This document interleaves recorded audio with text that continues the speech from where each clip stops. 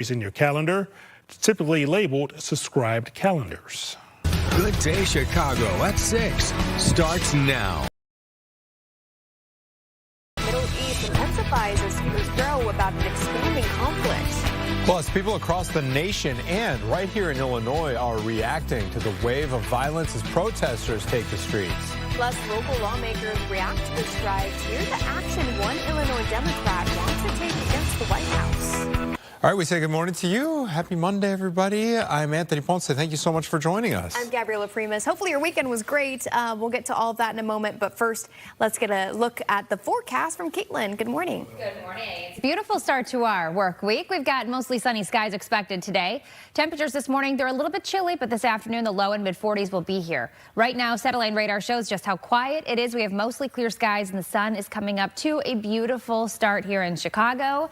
Temperatures are ranging in the teens and 20s. Right now, it's only 17 degrees in Aurora, 20 at Woodstock, 26 at the lakefront and Midway. Temperatures in Northwest Indiana ranging from the low to mid 20s. So it is going to be a cold start. You need the thicker jacket early. But as we progress throughout the day, temperatures are going to be about 10 degrees warmer than we were yesterday, 41 degrees by 1. We do have the chance for on and off showers and thunderstorms this week. I'll show you that ahead. Gabby. Sounds good. Caitlin, we have one crash to talk about. It's on the outbound side of the Eisenhower. It's at Harlem Avenue, and it's blocking at least one lane. It looks like it's the right lane if I'm looking at my camera right. Crews are responding. They actually should be there, so if you see some flashing lights, don't be too surprised. On your inbound trip, it's around 25 minutes from Route 390 to the old post office.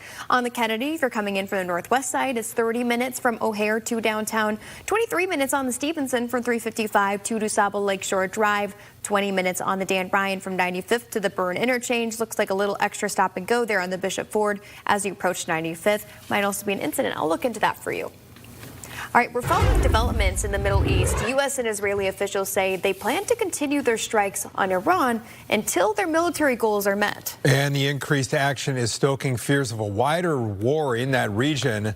Take a look at some video. You're looking at smoke billowing above the U.S. Embassy in Kuwait after one of those attacks. The U.S. military says Kuwait mistakenly shot down 3 U.S. fighter planes. All 6 air crew were able to eject safely. They are in stable condition.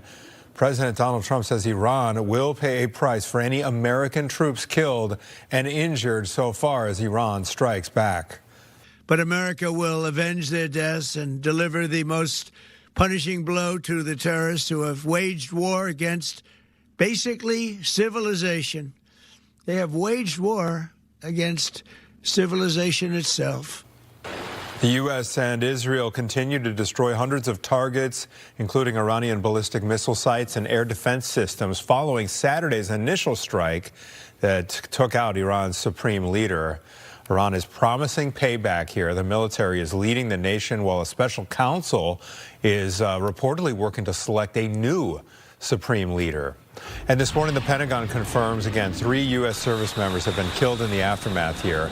5 other U.S. soldiers have been seriously hurt. All of them are based in Kuwait. Officials say more than 500 people have been killed in Iran by strikes from both the U.S. and Israel. In Anthony, in Pakistan, at least 22 people are dead following clashes outside the U.S. consulate. Hundreds of protesters denouncing the strikes on Iran stormed the building on Sunday and clashed with police. Now, video appears to show tear gas thrown into the crowds. At least 120 people are hurt. Chicagoans took to the streets over the weekend, and there were some mixed feelings about the airstrikes on Iran. Our Saquon joins us live downtown with the reaction. Good morning, Say. Hey, good morning to you. Yes, people here in Chicago area, they're feeling very split on the airstrikes on Iran. Some people are saying this could help end Iran's regime, while others are saying that the president's actions to launch these strikes is unconstitutional. This is what things looked like at a rally in Oak Park over the weekend. People in this crowd here made it very clear they were not supportive of the U.S. involvement in those airstrikes. They were chanting against war and reacted with anger as they continued to get more reports of more fatalities in Iran. Meanwhile, some Iranian Americans celebrated the actions of President Trump. They were seen dancing downtown yesterday, hopeful that Iran could be free of a brutal regime. They say they believe the bombings were targeted at military installations on purpose to keep casualties to a minimum. Cannot bomb a country into freedom. You cannot dismantle a regime without a plan and call the aftermath democracy. We are so happy that President Trump was elected.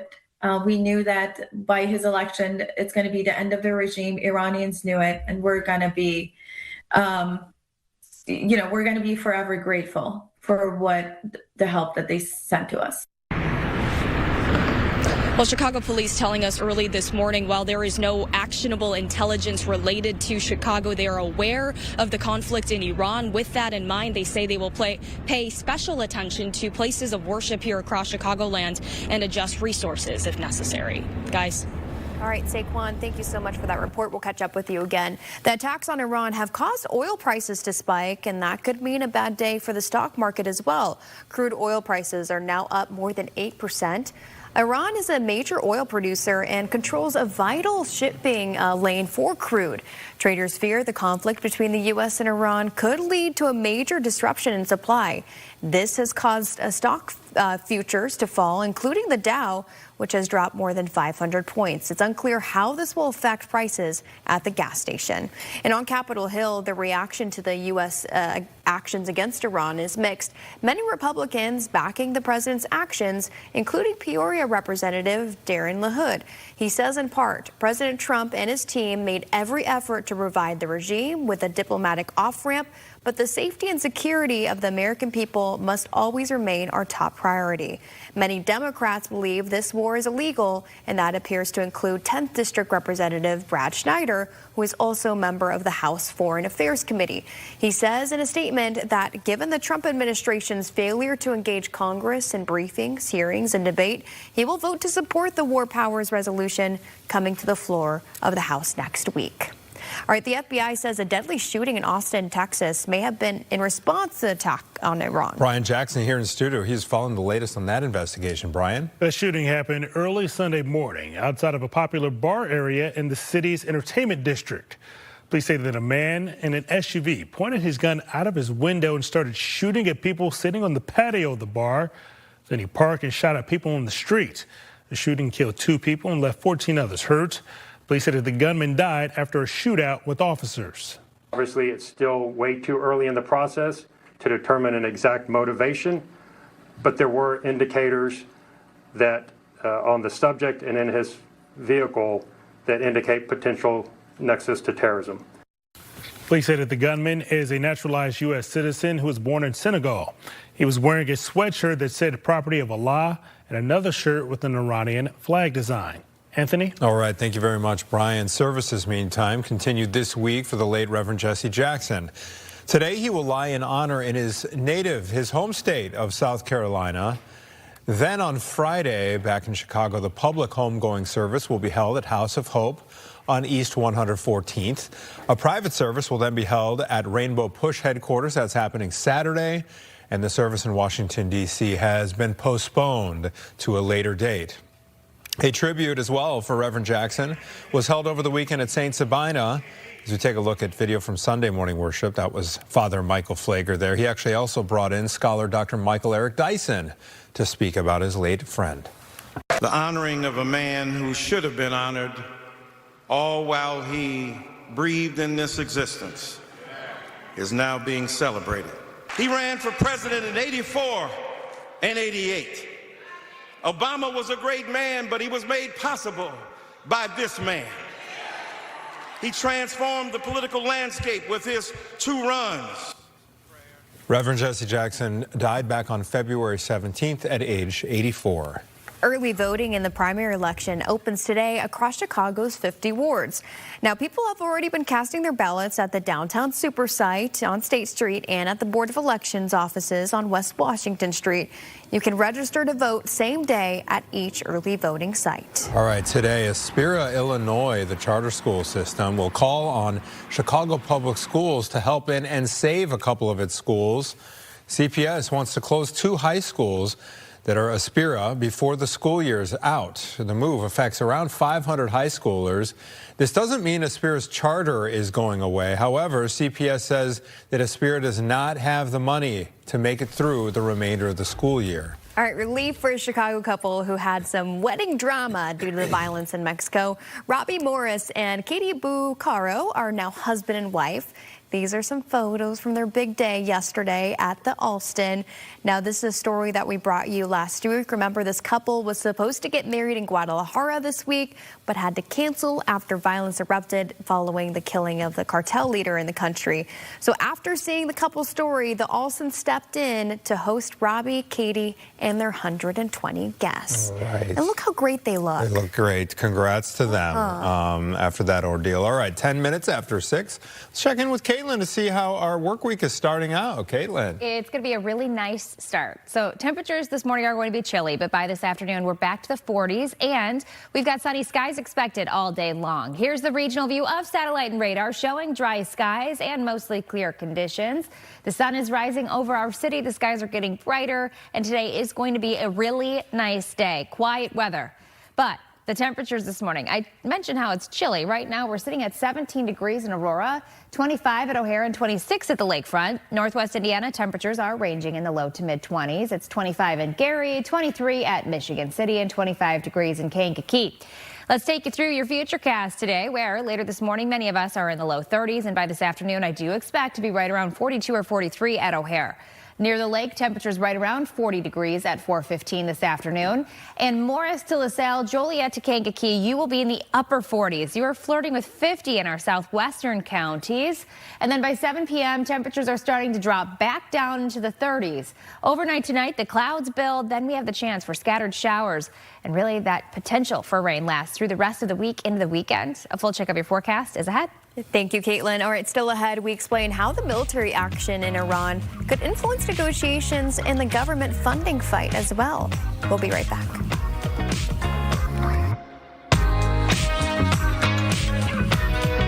Fox.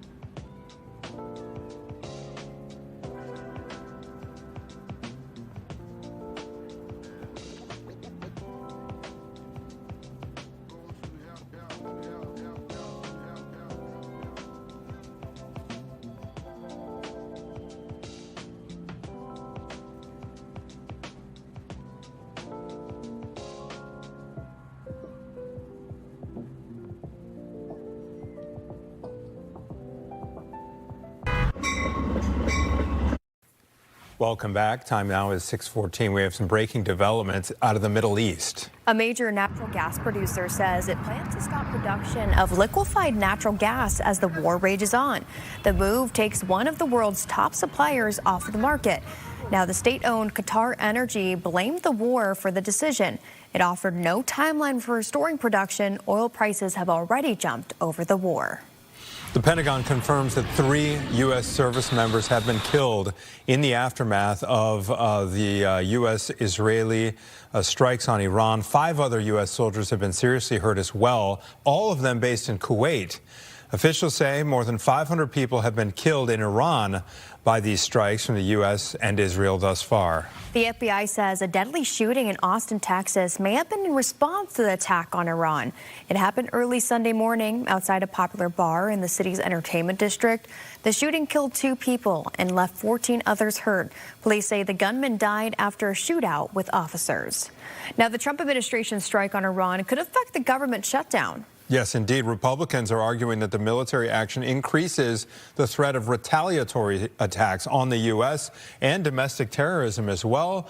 They are calling on Democrats to drop their opposition and pass the funding bill for the Department of Homeland Security without the policy change that they have been asking for. The shutdown is now entering week 3.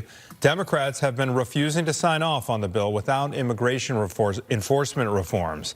The House will hold another vote on the funding bill this coming week. So in some other news today, the Supreme Court will consider whether people who regularly smoke marijuana can legally own guns.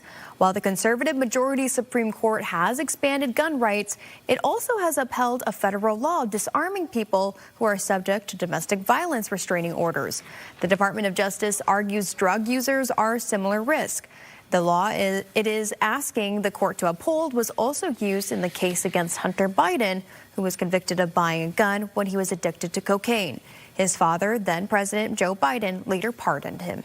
3 years ago, Chicago police officer Andres Vasquez-Lasco was killed in the line of duty while responding to a domestic disturbance call in Gage Park. And on Sunday, an end-of-watch memorial was held in his honor. This is a tradition serving as a lasting reminder of a fallen officer's sacrifice. Vasquez-Lasco, who has a street named in his honor that runs right past his family's home in West Lawn, is also memorialized within the halls of Chicago's 8th Police District. That was where he spent a career. Obviously, that career cut tragically short, protecting and serving the public.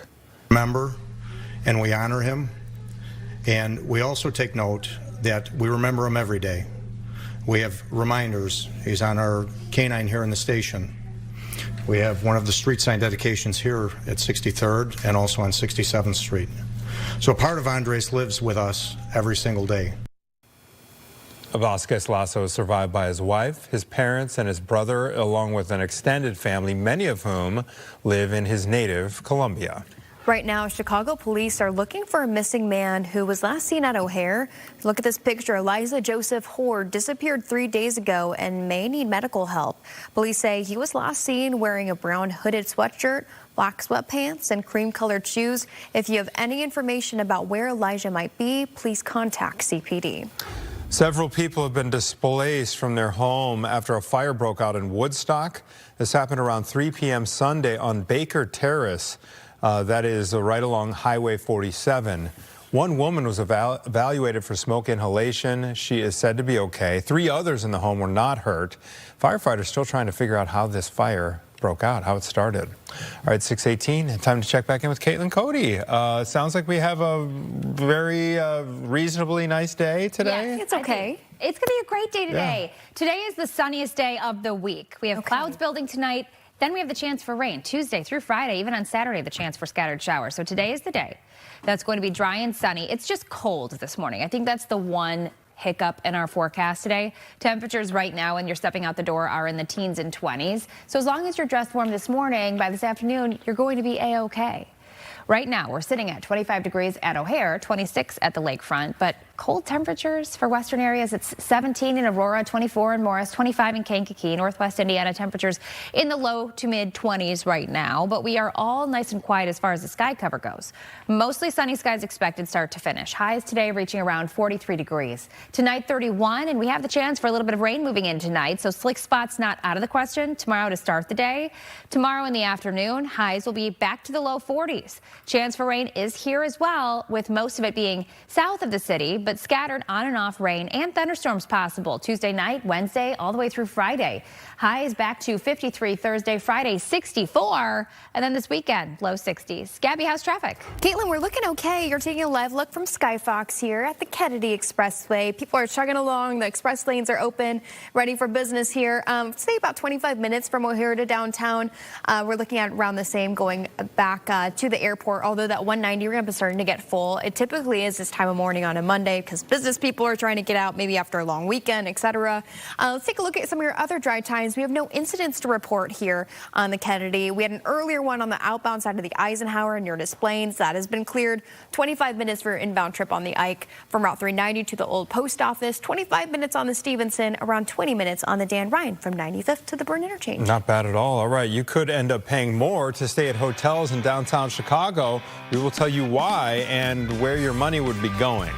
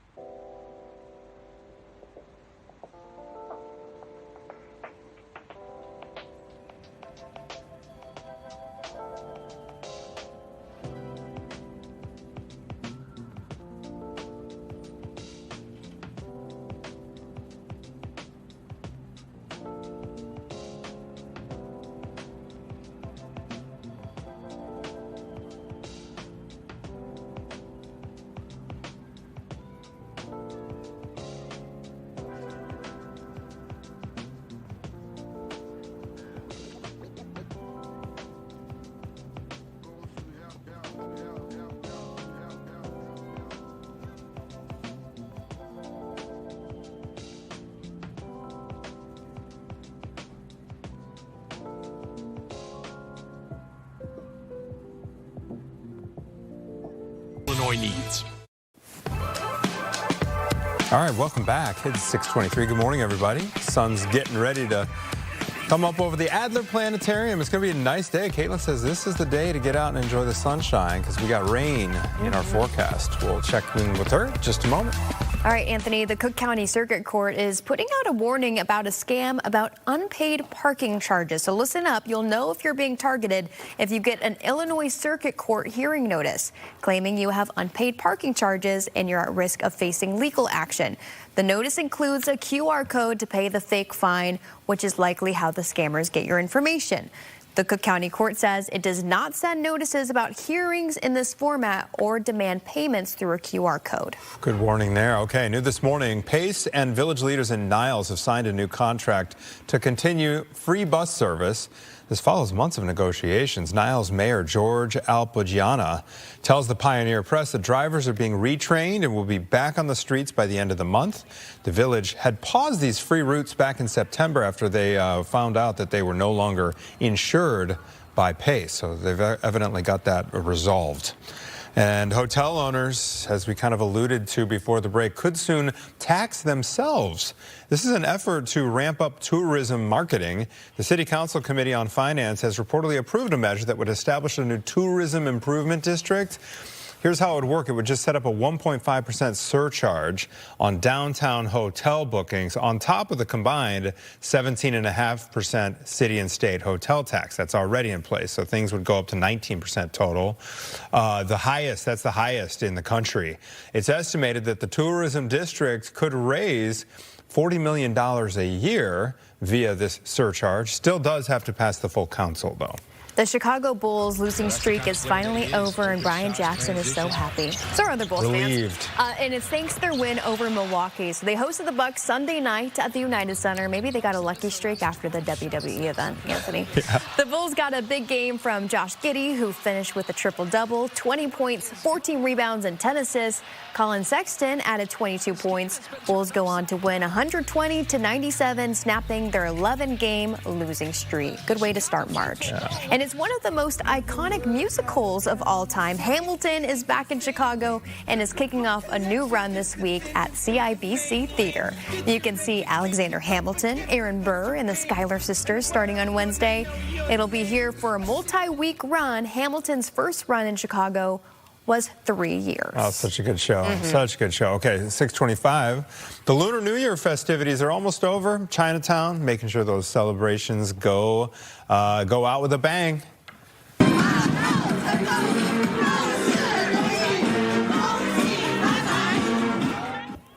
This is video from the annual Lunar New Year parade. This happened Sunday.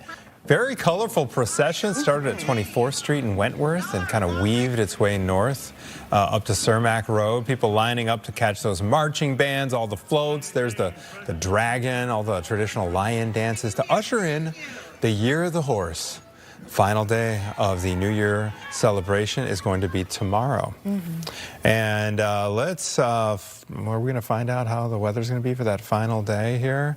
We got one more story to get to before we get back to Caitlin. A cold weekend to celebrate these past couple days. But still, thousands of people brave the temperatures for another annual tradition. Yeah. Take a look.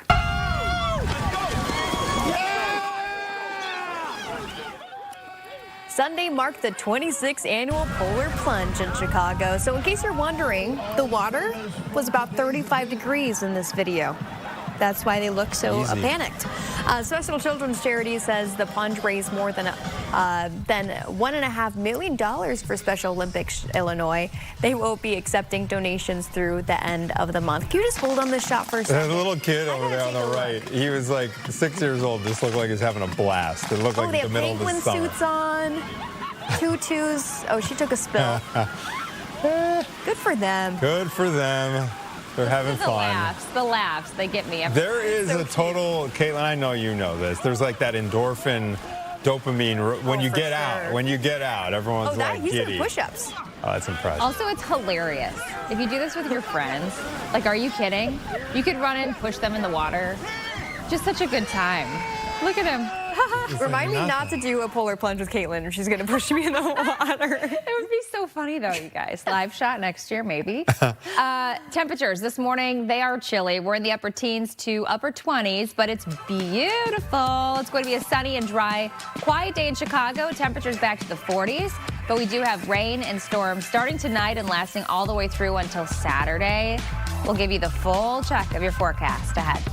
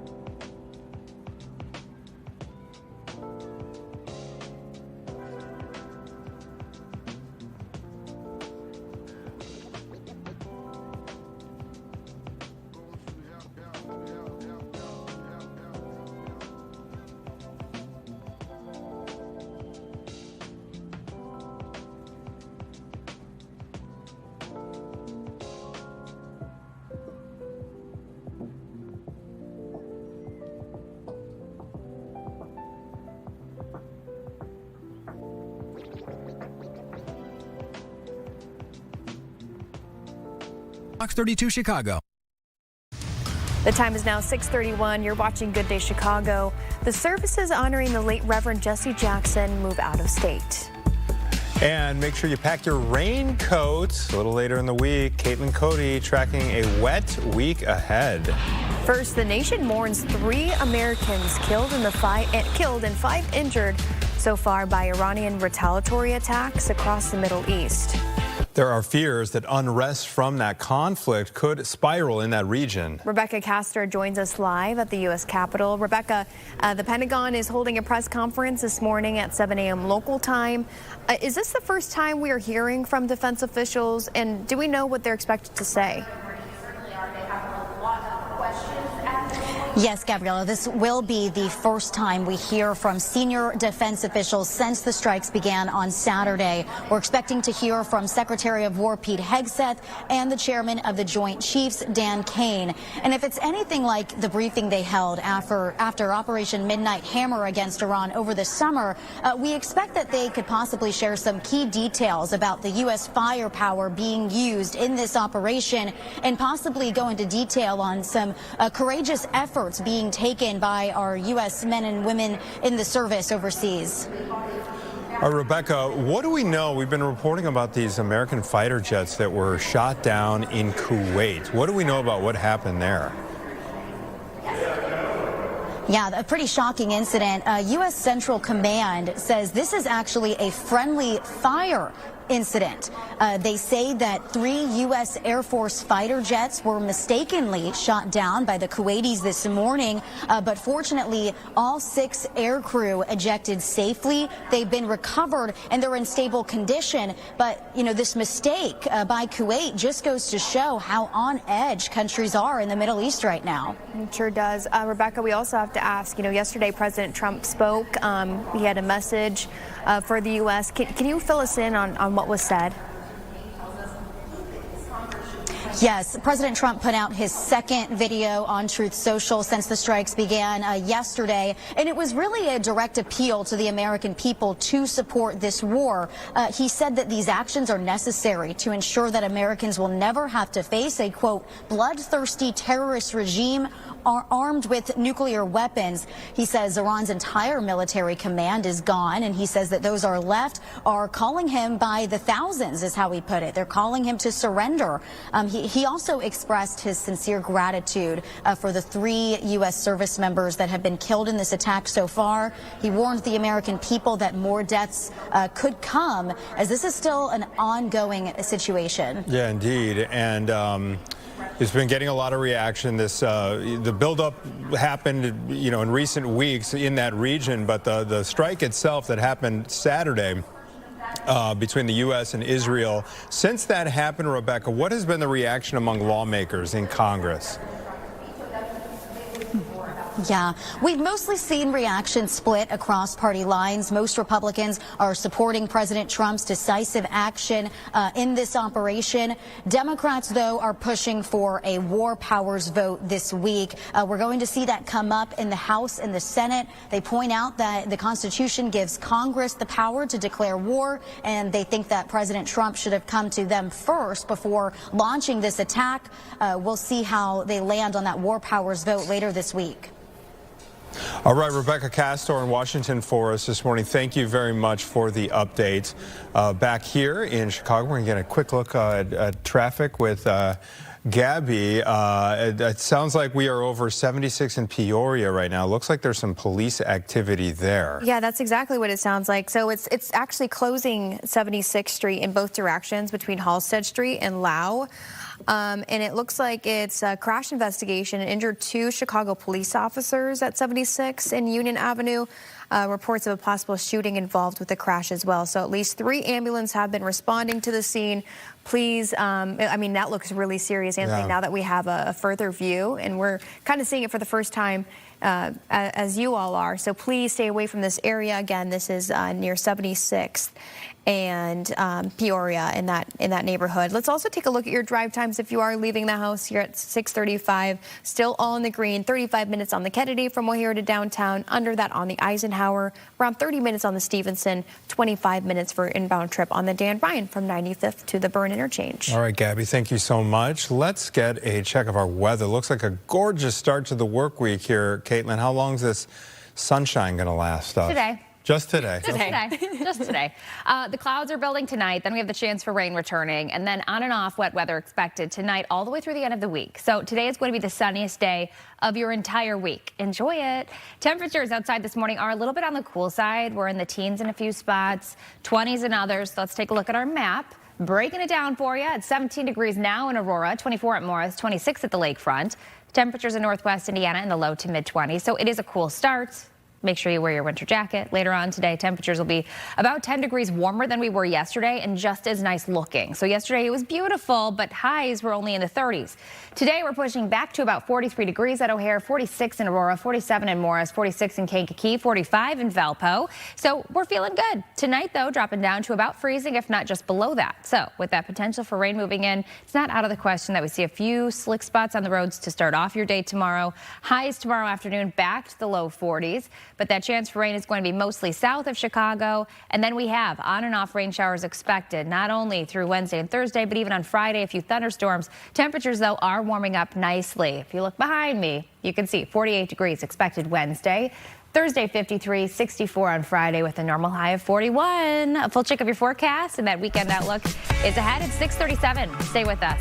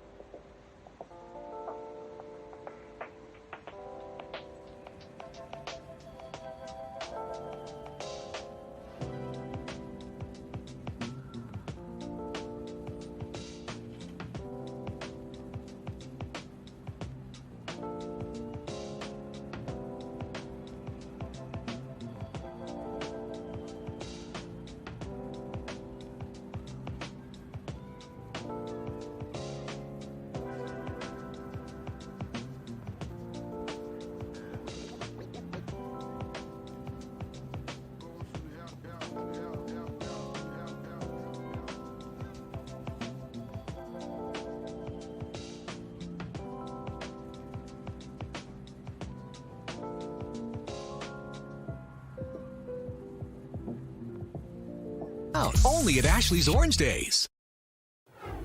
Welcome back. Services continue this week for the late Reverend Jesse Jackson. Today he will lie in honor in his native state of South Carolina. And then on Friday, back in Chicago, the public homegoing service will be held at House of Hope on East 114th Street. A private service will be held at Rainbow Push headquarters on Saturday. The service in Washington, D.C. that had previously been scheduled has been postponed to a later date. And a tribute for Reverend Jackson was held at St. Sabina over the weekend as we take a look at video from yesterday morning where Father Michael Flager brought in scholar Dr. Michael Eric Dyson to speak about his friend. The honoring of a man who should have been honored all while he breathed in this existence is now being celebrated. He ran for president in '84 and '88. Obama was a great man, but he was made possible by this man. He transformed the political landscape with his 2 runs. Reverend Jackson died back on February 17th at the age of 84. Early voting in the primary election opens today across Chicago's 50 wards. People have already been casting their ballots at the downtown super site on State Street and the Board of Elections offices on West Washington Street. You can register to vote same day at each early voting site. Today, Aspira, Illinois, the charter system, will call on CPS to save the charter schools, a couple of them within that network. CPS wants to close 2 Aspira high schools before the end of this academic year. And this move is expected to affect around 500 high schoolers. This doesn't mean that Aspira's charter is going anywhere, but CPS says it does not have the money to make it through this particular school year. All right, still ahead, a Second Amendment showdown. The Supreme Court is getting ready to decide whether drug users have the right to bear arms. We will break down the details of that case coming up.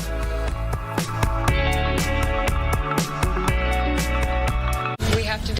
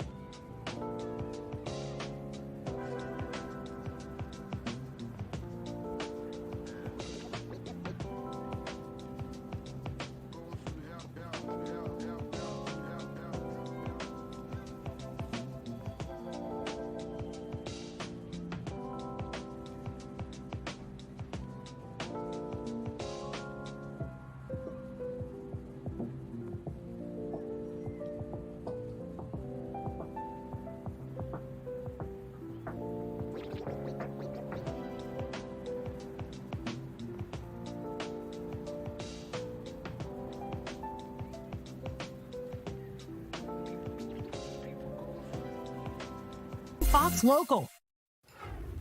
Welcome back at 6:45. Here are some of the top stories we are following for you to kick off the work week. The Pentagon confirms 3 U.S. service members have been killed in the aftermath of the strikes. 5 other U.S. soldiers are seriously hurt. They were all based in Kuwait.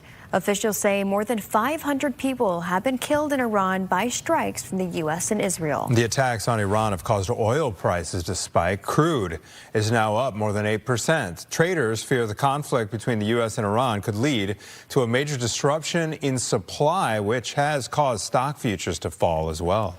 The FBI says a deadly shooting in Austin, Texas may have been a response to the attack on Iran. It happened early Sunday morning outside a popular bar in the city's entertainment district. The shooting killed 2 people and left 14 others hurt. Police say the gunman died after a shootout with officers. The Trump administration's strike on Iran could affect the government shutdown. Yes, Republicans argue the military action increases the threat of retaliation on the U.S. and ups the risk for domestic terrorism as well. So they are calling on Democrats to drop their opposition past the funding bill for DHS without any of the policy changes that Democrats have been fighting for. The shutdown now entering its 3rd week. Democrats refuse to sign off on the bill without changes to immigration enforcement policy. The House will vote again on the funding bill this coming week. Today, the Supreme Court will consider whether people who regularly smoke marijuana can legally own guns. While the conservative majority Supreme Court has expanded gun rights, it also has upheld a federal law disarming people who are subject to domestic violence restraining orders. The Department of Justice argues drug users are a similar risk. The law it is asking the court to uphold was also used in the case against Hunter Biden, who was convicted of buying a gun when he was addicted to cocaine. His father, then President Joe Biden, later pardoned him. Okay, let's get a check of this weather. Check back in with Caitlin Cody. I am very impressed at the sunshine beaming off the lakefront to the buildings here in Grant Park that I'm looking at. Yeah, look at this shot. Okay, Yeah. so I see one person walking at the very bottom. Oh, they're cold now because they're in the shade. But in that sunshine, look at stunning. Crane drop right on cue on the left side there. Look at that. And it's calm and quiet this morning. The sun is shining. It's bright. It's beautiful. Soak it in. Yesterday, I got to say, it was quite chilly. Temperatures were in the upper 20s to mid 30s, but it was stunning with the sun, so that made all the difference. I hope you got a chance to soak it in yesterday and again today, because today not only do we have the sun, but we also have temperatures jumping by about 10 degrees. Tonight, the clouds are streaming in, and then they stay put through the rest of the week. We are going to be fighting with those clouds. But today, that's not the case. I wanted to show you the regional view of satellite radar showing how quiet it is in Chicagoland. We have clear skies already this morning. And throughout the day today, we do expect mostly clear skies, sunshine for everyone. Temperatures are going to be climbing now pretty fast now that the sun is up. 26 degrees at the lakefront and Midway, 17 in Aurora, 23 in Morris. Over the next few hours, we're going to see these 20s turn over to the 30s and then the 40s this afternoon. So let's take a look at our futurecast and time it out. So again, this afternoon, 4:15, we still have sunshine. It's quiet all the way to this point, but I did want to show you our temperature. So we're hovering at around 40 degrees at the lakefront, 42 at O'Hare, and 43 at Midway. Southwestern areas, Kankakee County, Grundy County, LaSalle, you're going to be in the upper 40s this afternoon. And then this evening, 7 o'clock, and temperatures are dropping back down into the 30s. Overnight tonight, that's when the clouds build. And as mentioned, we have the chance for scattered precipitation, which could lead to a few slick spots out there, especially where you're seeing those temperatures hovering at or below freezing. Heading into tomorrow, though, clouds are staying put. Temperatures similar to today, back to the low 40s in the afternoon with the chance for some scattered shower activity, especially south of Chicago. Tomorrow, as well as on Wednesday, the best chance for rain is going to be southern Chicagoland. We'll take a look at your full forecast, though, including how temperatures are climbing to the 50s and 60s this week. Ahead, Gabby. Caitlin, I'm going to say that viewer discretion is advised here because this is a pretty shocking scene. We have Skyfox over the Englewood neighborhood. This is that rollover crash that we just showed you. This is at 76th Street and South Union Avenue. Obviously, there's a lot of police presence here. We're hearing reports of shots fired in the area immediately before this wreck happened. So 76th Street is going to be closed until further notice from Halsted to South Lowell. So please use 79th Street instead in this case. Yeah, very shocking scene here. Obviously, that's going to take a while to clean up. We'll keep you updated on this situation. All right, 6:49. Do you have a parking ticket? Well, maybe don't pay it just yet. There's a new scam we have to tell you about, so please stay with us.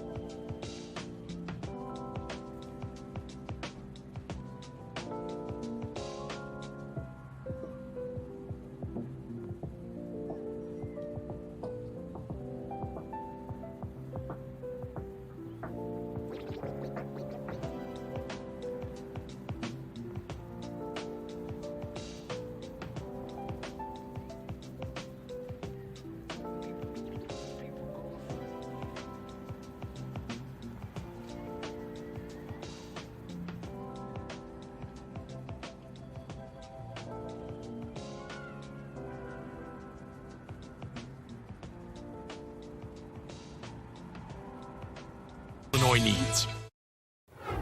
Welcome back. The Cook County Circuit Court is putting out a warning about a scam about unpaid parking charges. So you'll know you're being targeted if you get an Illinois Circuit Court hearing notice claiming you have unpaid parking charges and you're at risk of facing legal action.